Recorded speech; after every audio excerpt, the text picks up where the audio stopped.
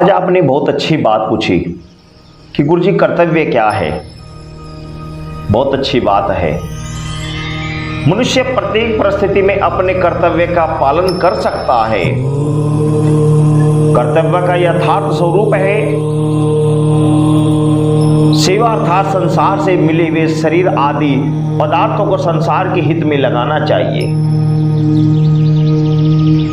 अपने कर्तव्य का पालन करने वाले मनुष्य के चित्त में स्वाभाविक प्रसन्नता रहती है। उसके विपरीत अपने कर्तव्य का पालन न करने वाले मनुष्य के चित्त में स्वाभाविक खिन्नता रहती है। साधक आसक्ति रहित तभी हो सकता है जब वह शरीर, इंद्रिय, मन, बुद्धि को मेरी अथवा मेरे लिए न मानकर केवल संसार की और संसार के लिए ही मानकर संसार के हित के लिए ही तत्परता पूर्वक कर्तव्य कर्म का आचरण करने में लगा रहे।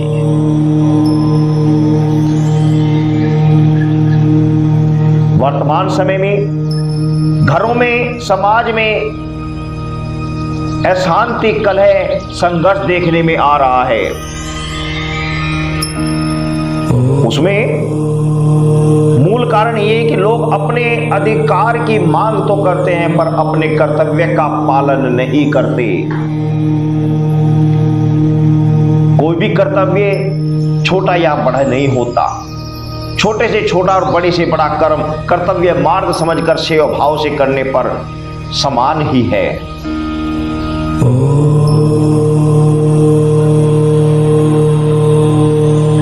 जिससे दूसरों का हित होता है वह कर्तव्य होता है, और जिसे किसी का भी अहित होता है वह अकर्तव्य होता है। राग द्वेष के कारण ही मनुष्य कर्तव्य पालन में परिश्रम या कठिनाई प्रतीत होती है। जिसे करना चाहिए और जिसे करने से प्रसन्नता, अपने आत्मा को प्रसन्नता होती है वह अवश्य करना चाहिए, वही कर्तव्य है।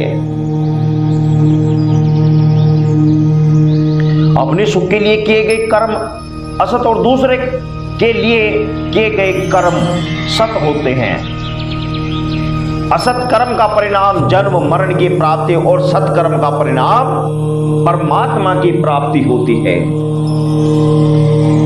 अच्छे से अच्छा कार्य करो पर संसार को अस्थाई मानकर मत करो। जो निष्काम होता है वही तत्परता पूर्वक अपने कर्तव्य का पालन कर सकता है। दूसरों की तरह देखने वाला कभी कर्तव्यनिष्ठ हो ही नहीं सकता, क्योंकि दूसरों को कर्तव्य ही अकर्तव्य है।